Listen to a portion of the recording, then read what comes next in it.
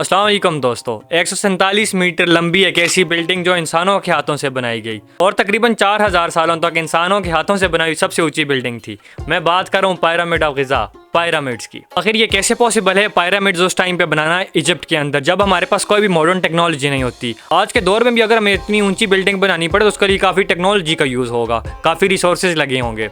लेकिन ये कैसे पॉसिबल है कि इतना अरसा पहले हमारे पास पिरामिड्स बन जाएं विदाउट टेक्नोलॉजी, जब तक हमारे पास व्हील भी इन्वेंट नहीं हुआ था। तो ये सारी बात जानते हैं आज इस वीडियो के अंदर। पिरामिड्स कैसे बने ये समझने के लिए सबसे पहले हमें समझनी पड़ेगी एंशिएंट इजिप्ट की हिस्ट्री। आखिर उस टाइम पे कौन हमारे पास रूल कर रहा था, उसका वे ऑफ रूलिंग क्या था, क्या चीज़ें थी, उसको समझना पड़ेगा। तो चलिए गहराई से समझते हैं। एंशिएंट इजिप्ट के अंदर जो हमारे पास लीडर होता था, जो उनका मुनार्क होता था, उसे कहा जाता था बादशाह, जो होता था उसे कहा जाता था फिरौन या हमारे पास फेरोज। जो हमारे पास इजिप्ट के अंदर लोग थे एंशिएंट टाइम्स के अंदर, ये जो इनका बादशाह होता था इस पे पूरा बिलीव करते थे, उनसे बड़ी अकीदत रखते थे। यहाँ पे हमारे पास लोग आफ्टर लाइफ पे यकीन रखते थे कि जब भी कोई इंसान मर जाता है तो मरने के बाद उसकी दोबारा जिंदगी होती है। और इसके साथ एक चीज़ ये भी होती थी कि जब कोई इंसान मरेगा तो उसके पास आप जितना ज़्यादा सामान रखोगे, जितनी ज़्यादा उसकी फेवरेट चीज़ें रखोगे, तो आफ्टर लाइफ में उसे इतनी ज़्यादा चीज़ें मिलेंगी। लाइक अगर किसी को खाने में बिरयानी पसंद है तो जब वो मरेगा तो उसके साथ बिरयानी रख देंगे, तो आफ्टर लाइफ में उसे बिरयानी मिलेगी।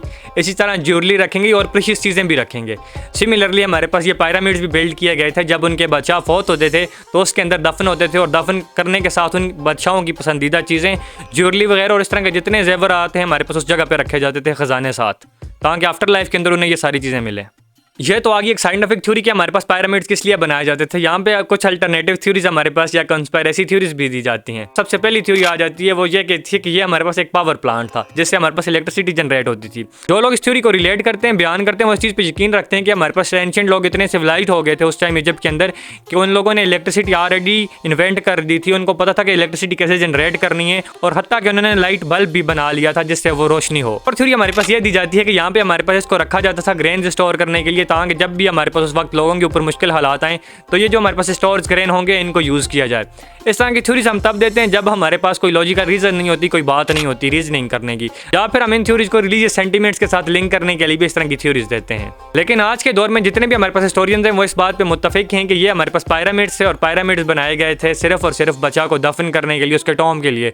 आप जितनी भी सिविलाइजेशन उठा के देखेंगे वो हमारे पास इंडस वैली सिविलाइजेशन हो, मेसोपोटामिया हो, या एंशिएंट सिविलाइजेशन हो, सारी की सारी, उनके अंदर टॉम और ये मकबरे बनाना कोई आम बात नहीं थी। जब भी उनका कोई बच्चा मरता था तो उसको इसी तरह शानो शौकत के साथ एक टॉम में दफन किया जाता था, जो हम करंटली भी देखते हैं। चलिए समझते हैं आखिर ये कैसे बनाए गए थे। जब हमारे पास, मैंने आपको वीडियो के स्टार्ट में बताया था कि उस टाइम में हमारे पास व्हील भी इन्वेंट नहीं हुए थे, फिर ये 147 मीटर की बिल्डिंग कैसे बन गई। ये जो हमारे पास ये पिरामिड है, इस पिरामिड को बनाया था हमारे पास 20 सालों के अंदर 20,000 से लेकर 30,000 मजदूरों ने लगातार काम किया, तब बनते हैं हमारे पास जाके ये पिरामिड।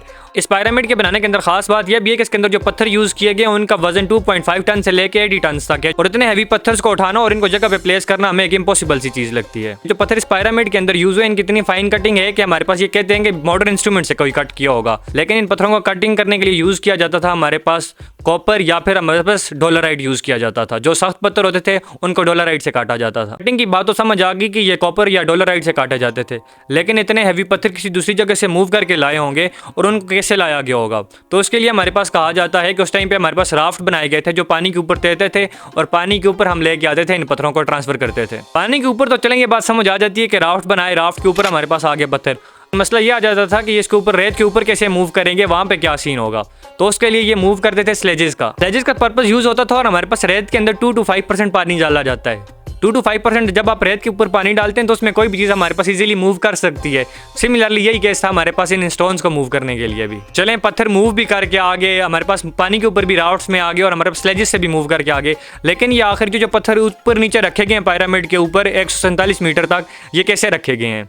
एक हमारे पास रिसेंट डिस्कवरी हमें बताती है जो पत्थर ऊपर नीचे मूव किए गए थे, इनको ऊपर लेके जाने के लिए हमारे पास यूज़ किया जाता था रैम्प्स का। इन रैम्प्स पे हमारे पास यूज़ की जाती थी कुछ वुड्स और कुछ हमारे पास रोप्स। इन वुड्स और रोप्स के कॉम्बिनेशन से इनको ऊपर खींचा जाता था और उस जगह पर रखा जाता था। आपको लग रहा होगा कि ये हाइपोथेसिस ठीक है, इस तरह से मूव कर रही होंगी चीज़ें, लेकिन यहाँ पे एक इसका फ्लॉ है कि अगर ये पत्थर रैम्प से मूव करके गए, तो मैंने आपको वीडियो के स्टार्ट में बताया था कि इसको हमारे पास बनाने में लगे हैं 20 साल। ये रैम्प वाली हाइपोथेसिस ठीक है, तो हर मजदूर को हर 3 मिनट में एक पत्थर रखना होगा, और इतना भारी पत्थर रखना हमारे पास एक इम्पॉसिबल सी चीज़ है, जो इस थ्योरी कहा जाता है सबसे बड़ा फ्लॉ है। सिमिलरली हमारे पास ये जो मोटर यूज हुआ था इन पत्थरों को आपस में जोड़ने के लिए, उसकी केमिकल कंपोजिशन तो हमें पास साइंटिस्ट को पता चल गई है, केमिस्ट को पता चल गई है, लेकिन उस मोटर को दोबारा से कैसे क्रिएट करना है ये हम लोग आज तक नहीं जानते। ये कुछ वजूहात हैं जिनकी वजह से हम ये कहते हैं कि ये पिरामिड एक मिस्ट्री है, और कुछ लोग तो ये भी कहते हैं कि ये एलियंस ने बनाई होगी, ये इंसानों की बनाई हुई बिल्डिंग ही नहीं है। लेकिन इस तरह की थ्योरी तो हिपोथेसिस हम तब देते हैं जब हमें कोई जवाब नहीं मिलता। जिस तरह हम ये कहते हैं कि हम मोटर नहीं बना सकते, फ्यूचर में शायद उस तरह का मोटर हम कभी बना पाएँ, लेकिन फिलहाल हम इस तरह का मोटर नहीं बना पाते। तो इसलिए इस तरह की थ्योरीज हमारे पास तब दी जाती हैं जब हम हकीकत से भागना चाहते हैं, हकीकत को जानना नहीं चाहते। जो चीज़ें हमें पता है उन्हें जानना चाहिए, लोगों को बताना चाहिए, और जो चीज़ें हमें नहीं पता उनको जानने के लिए कोशिश करनी चाहिए। आप इस बारे में क्या सोचते हैं, कमेंट सेक्शन में ज़रूर आगाह कीजिएगा।